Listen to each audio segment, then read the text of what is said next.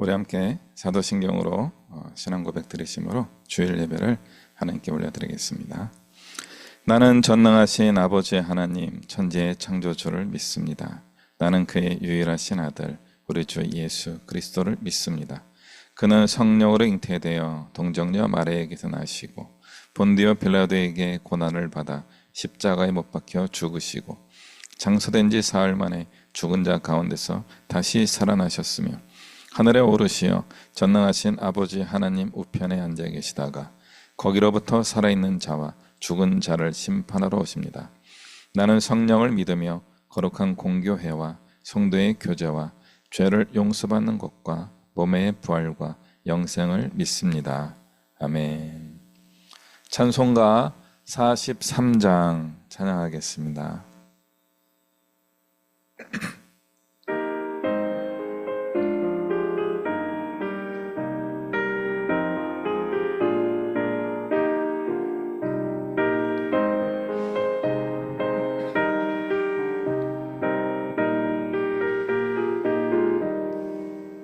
즐겁게 안식할 날 반갑고 좋은 날 내 마음을 편케 하니 즐겁고 기쁜 날 이날에 천하 만민 다 보좌 앞에서 참되신 삼위일체 찬송 부르네. 이날에 하늘에서 새 양식 내리네. 성회로 모이라고 종소리 울리네. 복음의 밝은 빛은 온 세상 비치며 또 영생물이 흘러 시원케 하시네.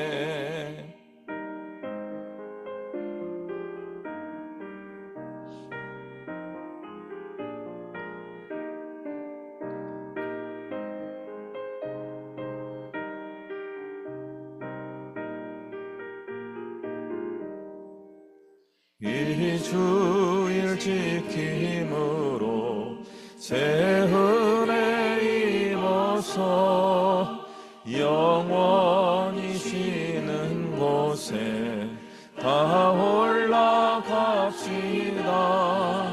성부께 찬미하고 성자와 또 성령 참되신 삼위일체 다 찬송 부르세.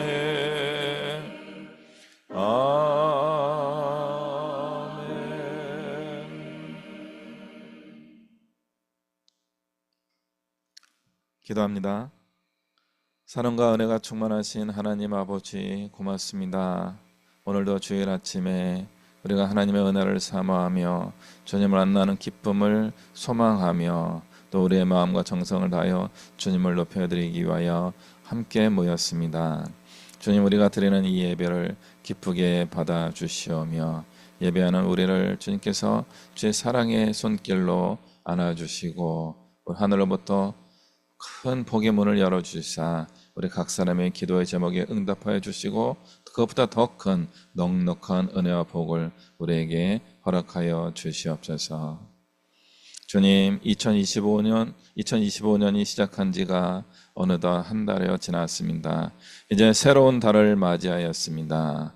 주님, 이렇게 세월은 살같이 빠르게 지나가고 있는데 우리는 이 세월을 잘 아끼며 또 이 세상에서 숨을 쉬는 순간순간마다 하나님이 기뻐하시는 일들을 하나씩 성취하며 주님의 영광을 위하여 주님을 기쁘시게 해드리기 위하여 살아가는 우리의 인생이 되게 하여 주시옵소서.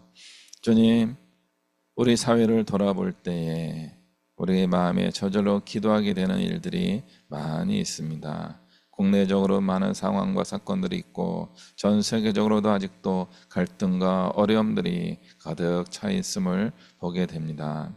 그런 어려운 인생 속에서 우리도 또한 쉽지 않은 삶을 이어가고 있습니다. 주님, 그래서 우리는 기도하게 되고 하나님의 은혜를 구하며 살 수밖에 없는 연약한 존재임을 다시 한번 확인하게 됩니다. 주님, 그럼에도 불구하고 믿음의 사람들이 간절한 마음으로 기도할 때 주님께서 들으시고 응답하시는 줄 믿습니다. 우리 한 사람 한 사람의 삶의 문제를 바라보시고 은혜와 복을 더해 주시는 하나님 아버지, 세상 모든 만물에 주의 은혜가 또한 필요하오니 주님께서 주님의 은혜를 간구하는 모든 곳에 넉넉한 은혜와 복을 베풀어 주시고 상처 입은 자들을 회복시켜 주시고 분열하고 갈등하는 곳에 화평케 하는 일들이 일어날 수 있게 하여 주시옵소서. 특별히 세계 경제가 많이 어려워진다고 합니다. 이런 모든 경제 위기 속에서 많은 사람들이 자기의 삶을 위하여 조이고 줄이고 또 외면하고 있을 때에 우리의 믿음의 사람들은 이때에 주님이 주신 은혜와 복을 나누며 펼칠 수 있는 기회로 삼을 수 있게 하여 주시옵소서. 우리를 통해서 생명의 능력이 강과 같이 흘러갈 수 있게 하여 주시옵소서.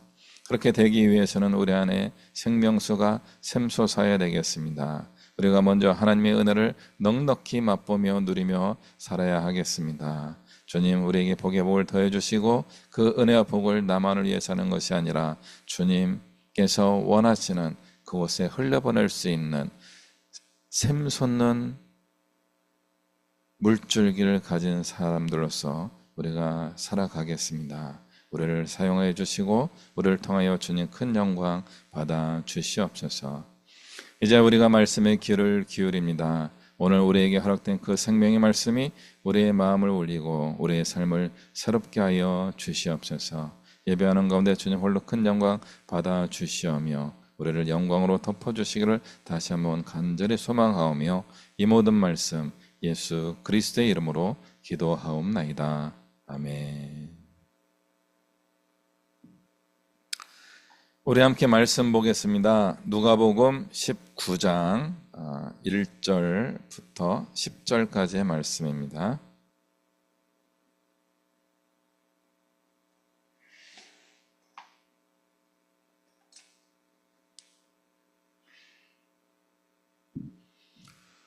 누가복음 19장 1절부터 10절까지의 말씀 우리 함께 한 목소리로 읽겠습니다. 같이 읽습니다. 시작. 예수께서 여리고로 들어가 지나가시더라. 삭개오라 이름하는 자가 있으니 세리장이요 또한 부자라.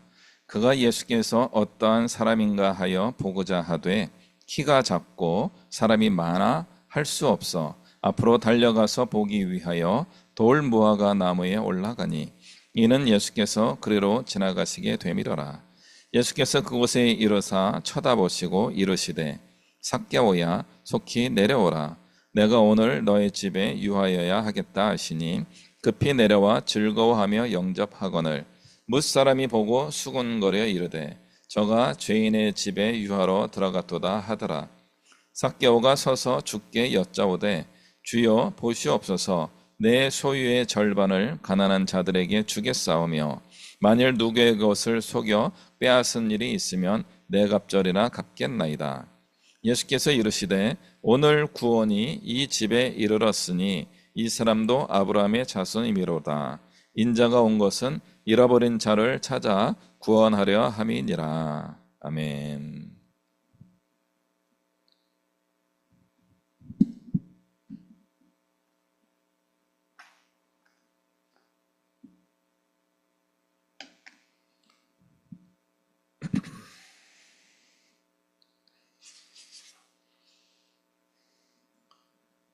네, 반갑습니다. 여행은 잘 다녀오셨습니까? 네, 저희 집에도 여행을 잘 다니는 사람이 한 분 계시는데 집이 좋다고 하는 이야기를 들은 바가 있습니다. 여행도 좋은 건데 집은 더 좋은 것 같습니다. 집에만 있는 사람들은 그걸 가끔 잊어버리는데 집이 좋은 것 같습니다. 오늘도 평안하시기를 또 기원합니다. 오늘 말씀 제목은 깨끗한 사람입니다. 깨끗한 사람. 별거 아니에요. 삭개오의 이름이 어원이 깨끗하다, 순결하다 하는 히브리어 자카이에서 온 말씀이기 때문에 삭개오의 이름을 빌어서 오늘 제목을 잡아봤습니다. 깨끗한 사람, 의인이라고 하는 뜻입니다.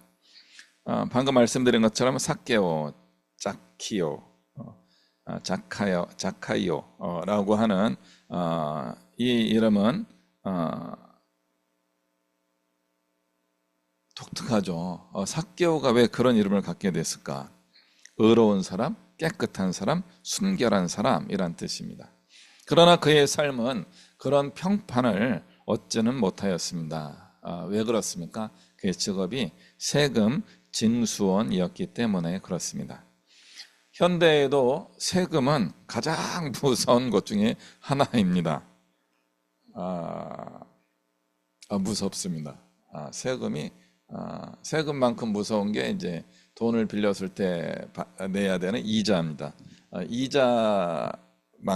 이자는 이제 빌린 만큼 내는 건데 세금은 무조건 내야 되는 그런 겁니다. 예전에 이제 우리나라에 처음으로 부가가치세가 등장하게 됐죠. 저희 어릴 때 아마 중고등학교 때쯤 처음 들어왔나 그럴 거예요. 모든 세금에 무조건 10%를 물리게 되는 법이 그때 시행되게 됩니다. 어마어마한 거예요. 수입의 10%를 국가가 무조건 가져가게 되는 거죠. 이제 국가는 이제 그래서 세수가 굉장히 많이 늘어나게 되었고 국가 운영하는데 이제 도움을 받았지만 우리 일반 서민들은 굉장히 쉽지 않은 왜냐면 교회 다니는 사람들은 또 11조까지 내잖아요. 그러니까 20% 5분의 1의 수입이 사라지는 거예요. 그러니까 국가에도 그만큼 내고 11조를 내고 교회에도 11조를 내고 그래서 어떻게 됩니까? 하나님 주시는 복을 더 많이 받아야 되는 거고요. 국가 경제가 이제 발전해야 되는 겁니다. 그런 의미에서 계속해서 말씀드리지만 세금이 현대에도 굉장히 무서운 것이었지만 고대 사회에서는 이 직업은 착취의 기회가 되는 어떤 권력이 되었습니다. 로마의 세금 징수 방식은 독특했다고 합니다. 로마는 일률적으로 국가적인 세율을 매기지는 않았다라고 해요. 왜냐하면 로마는 국가를 계속 정복의 방식으로 넓혀 나갔습니다. 계속 다른 나라를 침략해가지고 그 나라를 이제 속국으로 만드는 거죠. 속국으로 만들어가지고 어떻게 해요? 로마에 있는 사람을 파견해야 되는데 로마의 인구가 그렇게 많지 않습니다. 세계 식민지 역사에서 보면은 땅은 정복할 수 있지만 인구가 제한적이기 때문에 나중에 이제 독립전쟁을 계속 일으켜가지고 식민 지배를 이제 끝내는 일들이 현대에도 그대로 이루어졌습니다. 로마의 그런 정령 방식은 다른 방식을 취하게 된 겁니다. 피정복 국가를 굉장히 위협하고 정복하고 착취하는 일을 하게 되는데 이제 속국으로 들어오게 되면은 그 이전에 있었던 세법을 그대로 유지하는 방식을 사용했다고 합니다. 그러니까 로마가 이제 거대 국가를 이룰 수 있었던 여러 가지 원리 중에 한 가지가 이것이었다라고 보기도 합니다. 그래서 어떤 나라는 2%의 세금을 내는 지역이 있고 어떤 지역은 5%의 세금을 내는 지역이 있고 어떤 지역은 한 10%의 세금을 내는 지역이 있어요. 그럼 우리가 볼 때 불공평하다 이렇게 볼 수 있지만 그럼에도 불구하고 원래 그 지역에 살던 사람들은 그 세율로 세금을 냈었기 때문에 로마의 지배를 받더라도 세금의 면에서는 그렇게 달라진 게 없는 거예요. 그래서 일반 서민들은 그냥 그 세금을 내면서 지내는 경우가 많이 있었다라고 합니다. 또 다른 고대 사회 로마 시대의 세금 징수 방식의 독특한 점은 무엇인가 하면요. 국가가 세금을 걷는 직접 통치를 하지 않았다는 겁니다. 그 지역에 사는 사람 혹은 세금을 전문으로 징수하는 그런 전문가들이 있었다고 해요. 그래서 그 전문가들의 로마 정부에 입찰서를 낸다고 합니다. 입찰서를 내가지고 우리가 그쪽 세율에 맞춰서 세금을 이렇게 걷겠습니다. 그래서 거둔 세금에서 로마에게는 이 정도, 80% 정도를 저희가 국가에 이렇게 제공하고 나머지 20%는 우리 수입으로 삼겠습니다. 다양한 입찰 경쟁이 들어오는 거예요. 어디는 뭐 일만큼 가져가겠다. 그러니까 결론적으로 뭐냐면 로마는 얼마를 주겠다라고 하는 그런 세금 징수 입찰한 사람 혹은 집단에게 주는 거예요. 그러니까 누구에게 주겠어요? 가장 많이 로마 정부에게 비용을 세금을 걷어서 주겠다라고 하는 그런 징수원에게 이 업무를 맡기게 되는 거죠. 보통 임기는 정확하지는 않지만 한 2년에서 3년 정도씩 했다고 합니다. 굉장히 합리적인 거죠. 예를 들어서 이제 매년 40을 받게 되면 3년이면 한 120 정도를 내야 되잖아요. 근데 이제 로마 정부에는 120에서 100만 주고 3년에 걸쳐서 20만큼의 징수원이 이익을 보는 방식을 취했다는 겁니다. 문제는 뭐예요? 40만큼 걷어야 하지만 더 걷을 수도 있다는 거예요. 이게 최소한 이만큼 걷는다는 거죠. 50씩 걷으면 어떻게 됩니까? 150을 걷게 되고 로마에 100을 주고, 로마는 무조건 100만 주는 거예요. 나머지 50을 세금 징수원이 자기의 수입으로 삼을 수도 있는 거죠. 한편으로는 이게 굉장히 또 다른 면에서 불합리해 보이긴 하지만 로마의 입장에서는 굉장히 의미가 있는 겁니다. 세금을 걷기 위하여 인력을 사용할 필요가 없는 거죠. 인건비가 안 나가는 거예요. 그리고 항상 3년에 한 번씩 큰 목돈이 들어오는 거죠. 목돈이 들어오면 어디에 쓰는 거예요? 전쟁 물자를 위하여 사용하고 국가의 중요한 국책 사업에 사용할 수 있게 되는 것입니다. 그래서 그 당시에는 이것이 어떤 면에서는 현대적인 관점에서 보면은 굉장히 불합리한 것처럼 보일 수 있지만 가장 합리적인 방식이었다라고 할 수 있습니다. 문제는 무엇이었을까요? 경제가 활성화되어 있을 때는 더 많이 거둘 수도 있었다는 겁니다. 뭐 그건 괜찮아요. 경제가 막 화랑이니까 좋아졌으니까 그건 괜찮은데 문제는 언제 발생한다고요? 경제가 어려워졌음에도 불구하고 그 1년 동안 거둬야 되는 액수를 무조건 걷어내는 일을 이 세금 징수원들이 했다는 겁니다. 그래서 사람들이 싫어하는 거예요. 어려울 때 괴롭히는 사람이 되어버리는 겁니다. 그럼에도 불구하고 세금 징수원이 그 어려운 시기에 세금을 걷는 것은 잘못한 게 아니죠. 원칙에 맞게 하는 겁니다. 원칙을 따라서 하는 것인데 그 원칙을 따라서 하는 것이 사람들에게 고통을 주게 되고 적개심을 불러일으키게 되는 겁니다. 어떤 면에서는 세금 징수원이 불법을 저지른 것이 아닙니다. 합법적으로 했는데 그것을 굉장히 폭력적으로 했을 가능성이 있습니다. 사람들은 종종 원칙대로 하면 된다라고 생각합니다. 그러나 그 원칙에 사람을 향한 동정심이 빠지게 되면 매우 고약한 것이 되어버립니다. 예수님의 제자 중에 마태도 세금 징수원 출신이었고 마태가 예수님을 집으로 초대해서 식사를 하게 되는데 오늘 여리고 사람들이 삭개오에게 했던 표현과 똑같은 표현을 하는 겁니다. 7절이죠. 뭇사람이 보고 수군거려 이르되 저가 죄인의 집에 유하러 들어갔도다 하더라. 예수님에 대한 평판이 무엇인가 하면 세리와 죄인들의 친구라는 거예요. 그러니까 죄인들의 종류가 많은데 그 종류들 중에서 세리를 콕 집어서 죄인의 대명사로 사용한 겁니다. 세리와 죄인들의 친구라는 거예요. 그러니까 일반적으로 생각하는 죄인들보다 조금 더 나쁜 사람들이 세리라고 생각하고 있었던 겁니다.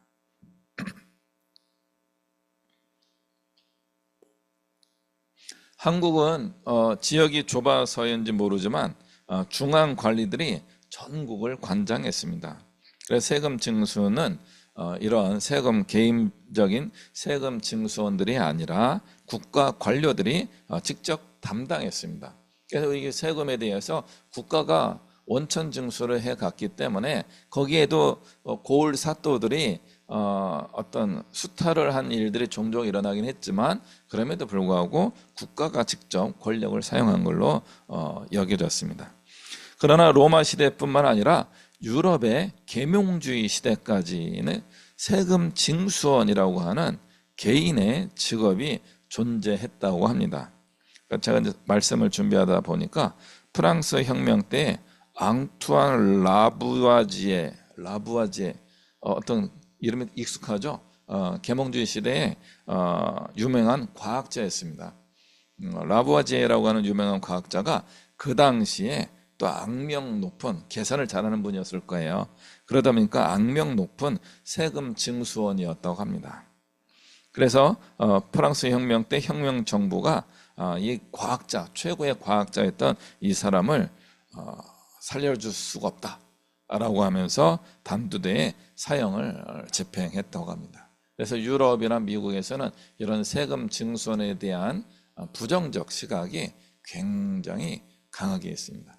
그래서 현대에는 그 어떤 공적 기관으로서 미국 같은 경우 IRA라고 하는 세금 징수하는 전문가들이 있음에도 불구하고 그 사람에 대한 편견이 안경 쓰고 화이트 컬러 와이셔츠를 입고 수트케이스를 서류 가방을 들고 다니면서 굉장히 나쁜 일을 하는 사람처럼 묘사가 되는 경우가 굉장히 많이 있습니다. 이처럼 삭개오는 깨끗한 사람, 순결한 사람이라고 하는 이름을 가지고 있었음에도 불구하고 그의 직업 때문에 연유됐다고 여겨지는데 굉장히 더러운 사람, 죄인이라고 하는 그런 평판을 받게 되었습니다. 정말 이름과 다른 삶을 살게 된 것이죠. 삭개오에 대해서 오늘 주신 말씀에서 보여주는 정보가 또 한 가지가 있는데 3절에 보니까 키가 작다라고 하는 거예요. 고대 사회에서는 영양 불균형이 있기 때문에 키가 작은 사람들이 많이 있었습니다. 그 시대적 평가를 고려할 때 삭개오가 더 작았다라고 하는 걸 볼 때 꽤 작았나 봅니다. 현대 사회에서도 이 키에 대한 편견이 존재하고 있었는데 고대 사회에서는요, 이 작은 키는 굉장한 약점이었고 심지어는 이 성공을 향하여 가는 방해 요소가 되기도 했습니다.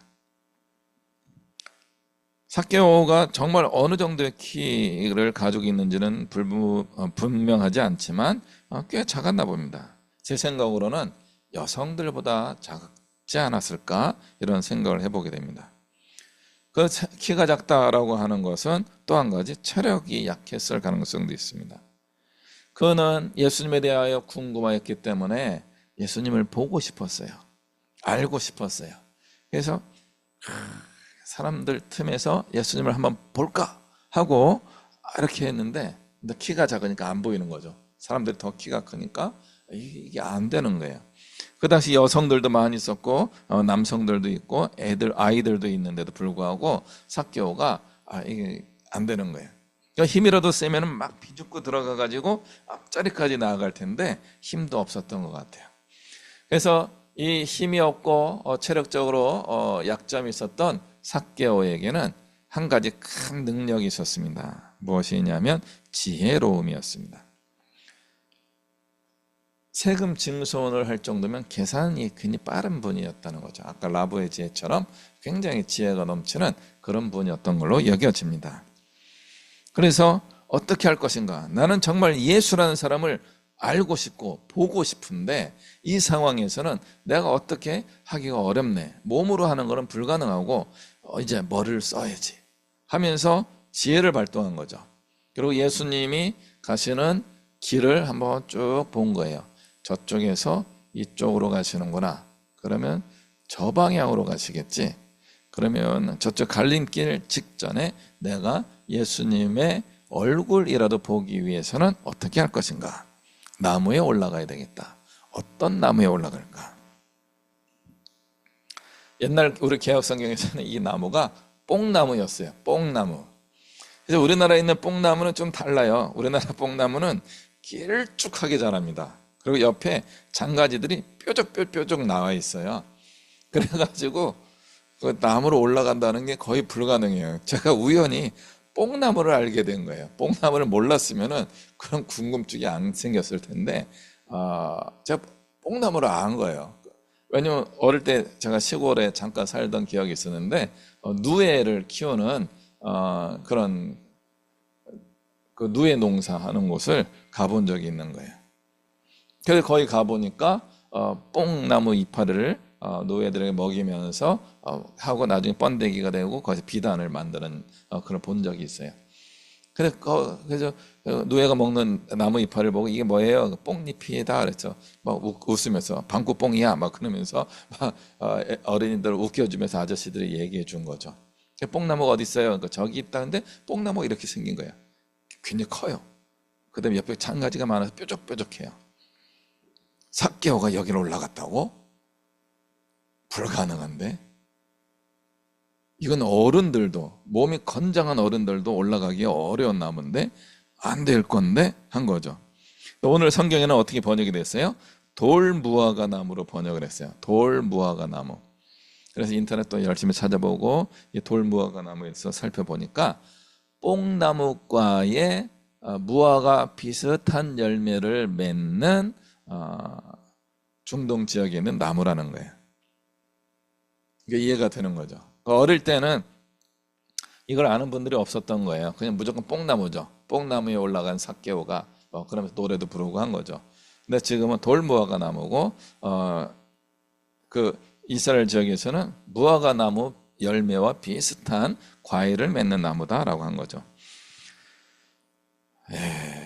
별거 아닌데 성경 말씀을 읽을 때 우리가 이런 오해가 이제 생기곤 합니다. 그 나무를 인터넷에 한번 찾아보시면 되겠습니다. 돌무화과 나무라고 해서 요즘은 사진도 굉장히 많이 올라와 있어요. 나무가 약간 삐뚤삐뚤 자라는 나무입니다. 그래서 어떻게 됩니까? 곧게 자라는 나무면은 나무에 올라가는 것이 쉽지 않을 텐데 약간 삐뚤빼뚤 자라는 나무였기 때문에 올라갈 만한 나무였습니다. 그리고 나름대로 이게 또 아름드리를 형성하기 때문에 튼튼한 편이었습니다. 삭개오가 자기의 신체적 약점을 극복하기 위하여 머리를 써야 했고 판단력을 빨리 발휘해야 했습니다. 그는 내가 하고 싶은 일을 어떻게 해야 될지, 무엇을 이용해야 될지를 빨리 알아채는 능력이 있었습니다. 그리고 곧바로 행동에 옮길 줄도 아는 그런 사람이었습니다. 방금 말씀드린 것처럼 예수님의 동선을 파악하고 어디로 갈지를 예측하고 사람들이 몰려오기 전에 부지런히 앞서가서 한 나무에 올라가게 되는 겁니다. 삭개오가 그나마 오르기 편한 나무를 골랐고 그 나무에 낑낑대면서 올라갔습니다.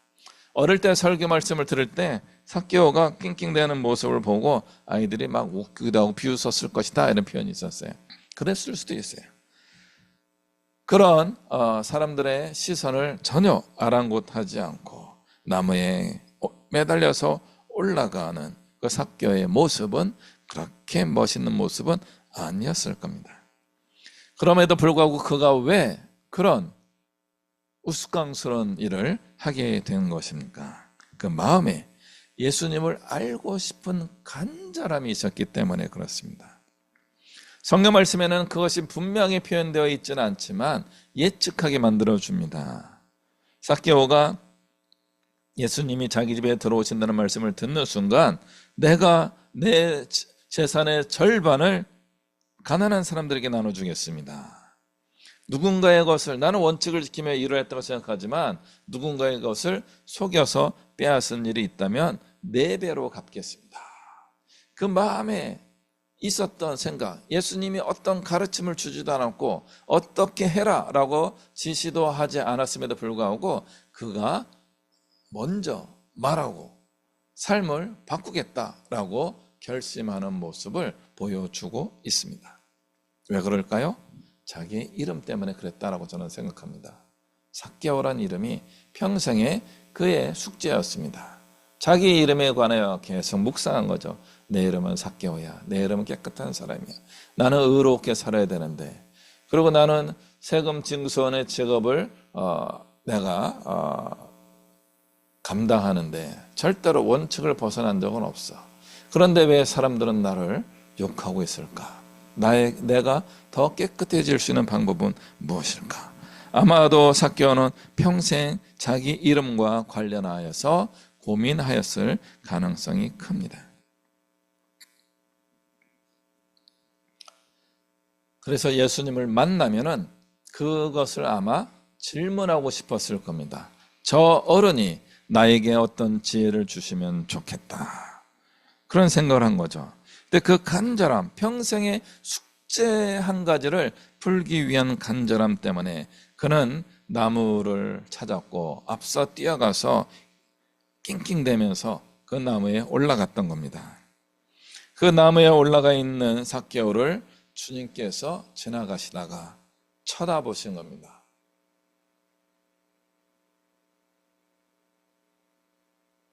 아마 눈이 마주쳤을 거예요.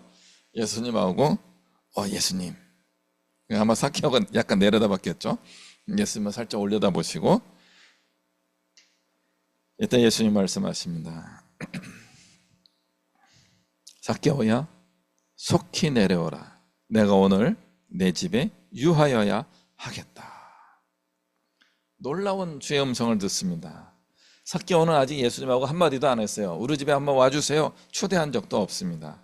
단지 예수님을 궁금해했고 자기 방식으로 예수님을 알아가려고 노력했을 뿐입니다. 그런데 예수님은 삭개오를 찾아오셨고 그에게 예수님 자신을 적극적으로 알려주시고자 했습니다. 어쩌면 우리가 하나님을 향하여 예수님을 향하여 어떤 간절한 기도의 간구가 있다면 주님의 응답은 우리의 기대 이상일 수도 있습니다. 그 이상의 응답에 감동이 있을 거예요. 아직 만나지 못했습니까? 뽕나무에 올라가시기 바랍니다. 사람들의 시선을 아랑곳하지 않고 주님을 만나기 위하여 시도해 보시기 바랍니다. 그런 시도는 예수님의 마음을 움직일 만한 간절함이 있었던 겁니다. 여러분은 이런 간절함이 있습니까? 여러분의 인생의 문제를 풀기 위하여 주님께 간절함으로 나아가시기를 권해드립니다. 예수님은 당연한 거긴 하지만 삭개오의 이름을 알아요. 주님 아시지요? 그런 노래가 있어요. 내 이름 아시죠? 어떻게 아셔요? 아셔요. 삭개오야. 깜짝 놀랐을 거예요. 이분이 내 이름을 어떻게 알지? 예수님이 우리를 이미 알고 계십니다. 우리의 이름을 불러주십니다. 그리고 우리가 원하는 것 이상의 응답을 주시게 되는 겁니다. 그러나 사람들은 어떻습니까? 기분이 나빠요. 조금 전에 읽어드린 것처럼 7절에 무사람이 보고 수군거려 이르되 저가 죄인의 집에 가는구나. 불평합니다. 죄인과 함께하는 예수님이 싫었던 거예요. 자기들은 예루게 오신 예수님을 반갑게 맞이하면서 애워싸고 막 예수님과 함께 가는 즐거움을 막 왁자지껄 누리고 있었는데 저쪽에 키 작은 한 사람이 나무에 올라갔다는 이유 하나만으로 그 사람 집에 가주는 게 싫었던 겁니다. 저가 죄인의 집에 가는구나. 불평하는 거예요. 누구예요? 우리입니다. 우리 혹은 집단이 원하는 방식으로 주님이 행동해 주시기를 원하는데 우리 예수님이 그렇게 안 하신 거예요. 내가 원하는 방법으로 주님이 뭔가 행동하기를 원하는데 왜 안 될까요? 삭개오가 원하는 건 해주면서 우리가 원하는 건 왜 안 해주시는 건가? 우리가 원하는 건 뭐예요? 예수님이 죄인과 함께 하지 않고 우리 의인과 함께 했으면 좋겠다는 겁니다. 그러나 삭개오는 의인이라고 하는 이름을 가지고 있었음에도 불구하고 죄인이라는 평판을 얻게 되었고, 그는 주님을 만나기 위한 뭔가 삶의 문제를 해결하고 싶은 간절함 속에서 오늘 이런 엉뚱한 일을 해버린 것입니다. 이런 이율배반적인 일들이 우리 안에 자주 발생하는 겁니다. 내가 원하는 기도가 옳다라고 생각하는 겁니다. 우리가 구하는 방식이 맞았고 구하는 기도의 간구가 맞는 거예요. 그런데 왜 예수님은 우리의 뜻을 이루어주지 않으실까? 최근에 국가적인 위기 상황 때문에 우리나라가 딱 절반으로 나누어진 것 같아요. 5대5, 47대 47, 그 정도 나누어진 겁니다. 한쪽은 탄핵을 하자 그러고 하나는 탄핵이 잘못됐다 하면서 좌파들을 물리치자 이렇게 주장하는 겁니다. 각각의 기도가 응답되겠습니까? 응답이 안 되겠습니까? 제가 볼 때 돼도 문제고 안 돼도 문제일 것 같아요. 집단들이 원하는 내용에 우리는 한 가지 더 위로 올라가서 봐야 되는 부분이 있는 거죠. 삭개오처럼 나무를 기어 올라가야 되는 거예요. 그리고 하나님이 기뻐하시는 일을 찾아 나가야 되는 거죠. 뭐예요? 죄인이 구원받는 것을 하나님이 가장 기뻐하시더라 하는 겁니다. 우리는 그 죄인이 구원받을 수 있기를 기도해야 합니다. 그리고 나도 죄인이기 때문에 구원받기를 기도해야 하는 겁니다. 사람들은 기분 나빴지만 삭개오는 어떻게 반응합니까? 사람들의 반응과 삭개오의 반응은 굉장히 선명하게 구분이 됩니다. 삭개오가 조금 전에 말씀드린 것처럼 8절에 서서 나무에서 내려온 거예요. 땅에 딱 서가지고, 키 작은 사람이요, 예수님 앞에 아마 이렇게 쳐다봤을 거예요. 딱 서서 주께 여짜오되 주여 보시옵소서. 날 보라는 거예요. 보시옵소서. 내 재산의 절반을 가난한 자들에게 주겠습니다. 누구의 것을 속여서 빼앗았다면 4배로 갚겠습니다.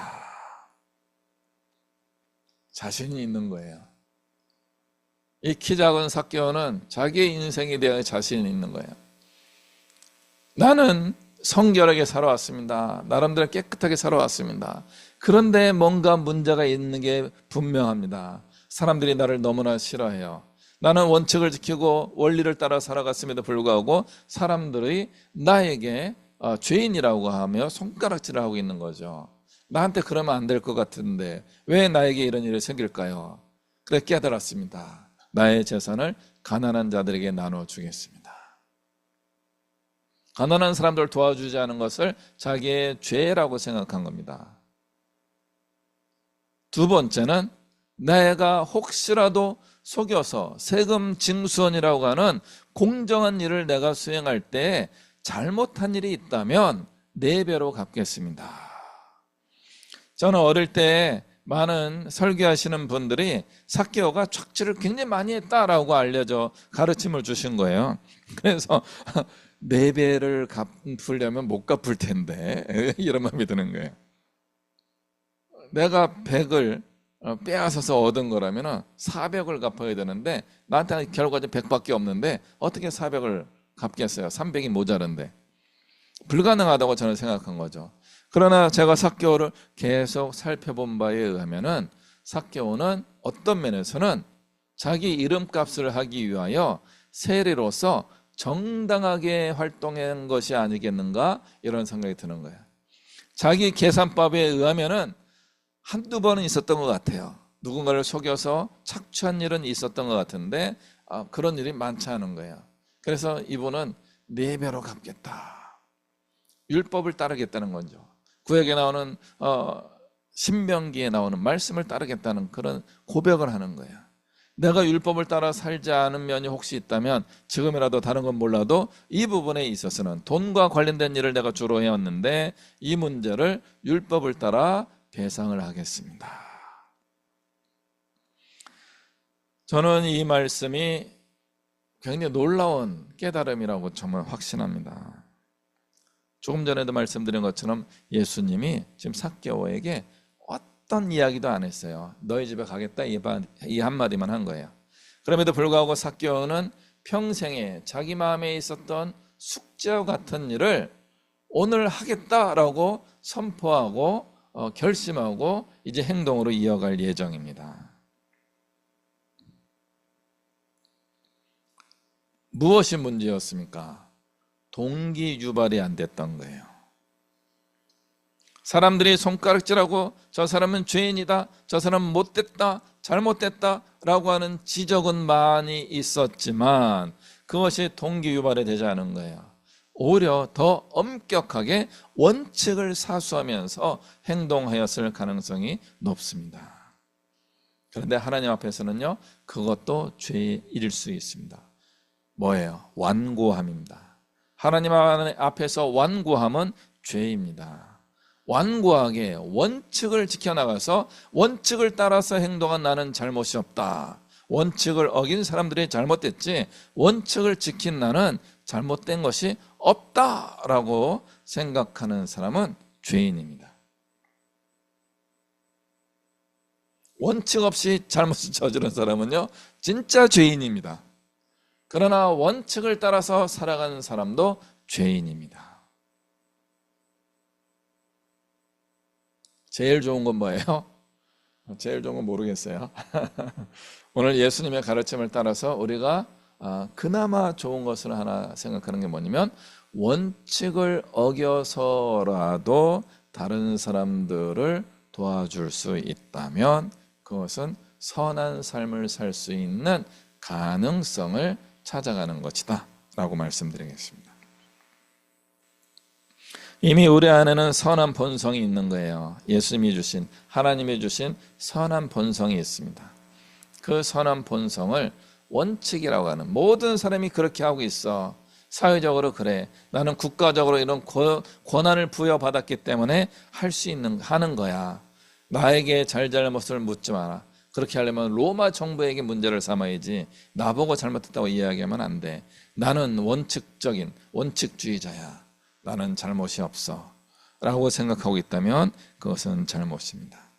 사람들을 불쌍히 여기고 동정심을 가지고 선을 행하는 것, 이것이 하나님이 기뻐하시는 일인데 그것을 못한 거죠. 그래서 그런 면에서 우리도 동일한 죄인입니다. 저는 이 삭개오라는 이름이 굉장히 큰 의미를 가지고 있었다고 생각합니다. 깨끗한 사람, 성결한 사람, 의인이라고 하는 그 이름을 가지고 살아가는 삭개오는 계속 자기 인생에 대하여 묵상하였을 것입니다. 나는 원칙을 따라 큰 문제가 없고 잘못한 게 하나도 없는데 그럼에도 불구하고 내 마음에 뭔가 아쉬움이 있다는 거죠. 사람들의 손가락질도 이해가 되는 겁니다. 그러나 사람들의 손가락질에는 답이 없었던 거죠. 그래서 예수님을 만나면 답을 얻을 것 같은 간절함이 있었기 때문에 그는 놀라운 선택을 하게 되었습니다. 그리고 그 선택은 굉장히 큰 은혜와 복으로 이어지게 되었습니다. 여러분은 예수님을 만나기 위하여 어떤 선택과 어떤 목표를 어떤 계획을 세워보시고 실행해 보시겠습니까? 예수님께서 당신의 마음에 어떤 동기부여를 하실지도 모르는데 예수님을 만나시겠습니까? 우리의 삶의 변화가 일어나지 않는 이유는 모든 사람에게는 동기부여고요. 우리에게는 뭐예요? 주님을 만나는 경험이 희박해졌기 때문에 그렇습니다. 주님을 만나는 경험이 새로워진다면 우리는 삭개오와 같은 놀라운 결심을 할 수 있게 되는 것입니다. 예수님이 9절 10절 이렇게 말씀하십니다. 예수께서 이르시되 오늘 구원이 이 집에 이르렀으니 이 사람도 아브라함의 자손이미로다. 인자가 온 것은 잃어버린 자를 찾아 구원하려 함이니라. 놀라운 건요, 예수님이 다른 복음서에서는요 죄인을 구하러 오셨다 이런 표현들이 있는데 오늘 누가복음에서는 삭개오를 향하여 예수님이 죄인이라고 표현하지 않았습니다. 잃어버린 자라고 표현하고 있습니다. 잃어버린 자는 누가 잘못한 거예요? 잃어버린 사람이 잘못한 겁니다. 잃어버린 분이 잘못한 거예요. 너무 책임을 이분께 돌려서 죄송하지만, 잃어버린 자, 이스라엘의 잃어버린 자, 아브라함의 자손이면서 잃어버린 자, 하나님의 백성인데 잃어버린 자, 어떤 면에서는 하나님이 책임져 주실 것이다 하는 의미를 담고 있습니다. 그리고 또 한 가지는요, 우리가 함께 이 잃어버린 자에 관심을 가져야 된다라고 말씀하고 계시는 것입니다. 우리의 관심이 잃어버린 자를 향하여 가야 합니다. 여료가 있는 수많은 사람, 예수님을 둘러싸고 예수님을 보며 즐거워하며 손뼉치고 행복해했던 사람들은 잃어버린 자에 대해 관심이 없습니다. 왜요? 주변에 사람들이 많이 있거든요.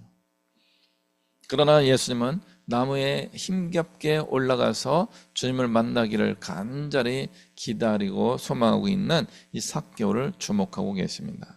그리고 우리에게 메시지를 주는 거죠. 잃어버린 자를 찾아 구원해야 한다. 예수님의 역할을 우리에게 주신 것입니다. 지금 여러분의 마음속에 두 가지가 이루어졌으면 좋겠습니다. 삭개오처럼 주님을 만나고자 하는 간절함을 가졌으면 좋겠습니다. 또 한 가지는 잃어버린 자를 찾기 위하여 가난한 자들에게 내가 가진 것들을 다 팔아서 나누어 줄 수 있는 용기를 품었으면 좋겠습니다. 그렇게 할 때 하나님이 우리를 사용하셔서 주님께서 큰 영광 받아주시고 또 우리를 귀하게 하나님의 마음에 합당하게 사용하실 줄로 믿습니다. 우리 한 몫으로 여러분이 이러한 삶을 살게 되기를 간절히 축복합니다. 우리 한 1분 정도 잠깐 조용히 묵상하면서 하나님을 만나는 소망을 가지고 주님의 음성에 귀를 기울이는 그런 시간을 가져보겠습니다. 기도하겠습니다.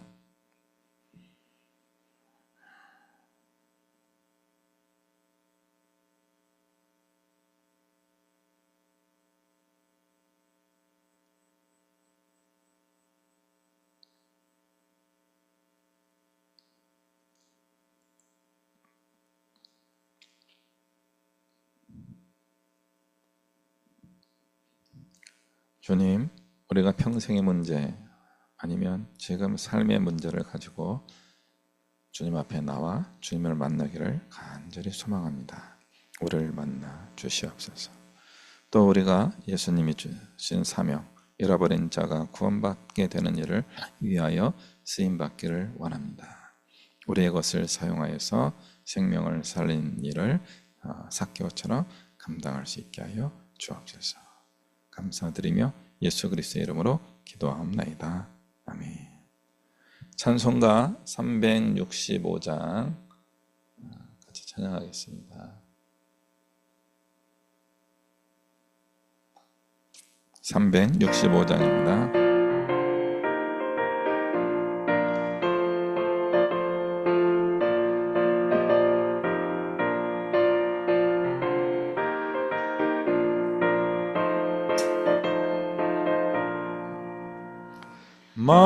마음속에 근심 있는 사람 주 예수 앞에 다하리어라.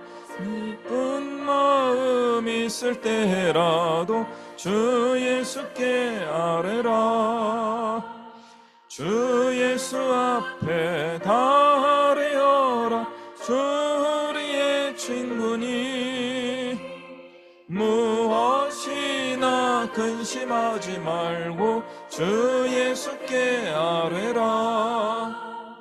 눈물 나며 깊은 한숨 쉴 때 주 예수 앞에 다하리오라. 은밀한 죄 내게 있더라도 주 예수께 아뢰라. 주 예수 앞에 다하리오라. 주 우리의 친구니 무엇이나 근심하지 말고 주 예수께 아뢰라.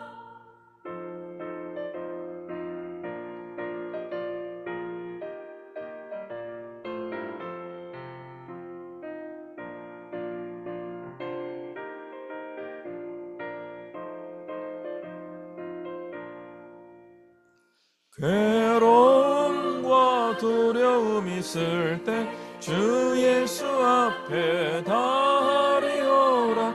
내일 일을 염려하지 말고 주 예수께 아뢰라.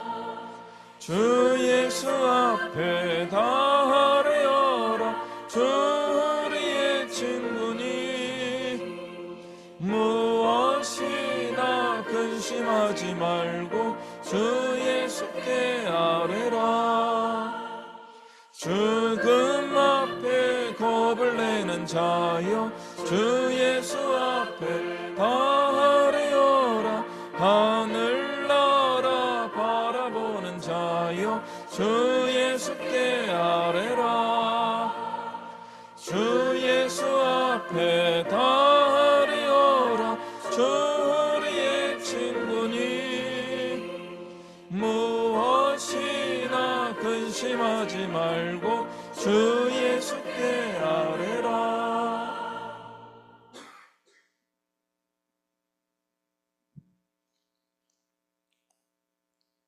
기도합니다. 이 시간도 늘 우리와 함께 하시는 우리 주 예수 그리스도의 은혜와 살아계신 하나님 아버지의 크고 영원하신 사랑과 성령 하나님의 교통하시는 은혜와 역사하심이 zakhe오처는 주님을 만나기 위하여 간절함으로 주 앞에 나가 기도하며 주의 음성을 들었을 때 깨달음을 따라서 말하고 행동하며 실천하여서 하나님이 기뻐하시는 삶을 살기로 다짐하는, 그래서 나 때문에 잃어버린 영혼들이 구원받는 일들이 많이 일어나기를 소망하며 순종하며 나아가는 이곳에 머리 숙인 주의 백성들 머리 위에와 주의 은혜와 긍휼하심 필요한 이 나라와 이 민족 위에 세계 모든 열방 위에 이제부터 영원토록 함께 하시기를 간절히 축원하옵나이다. 아멘. 아멘. 할렐루야. 또 한 주간도 승리하시기를 바랍니다.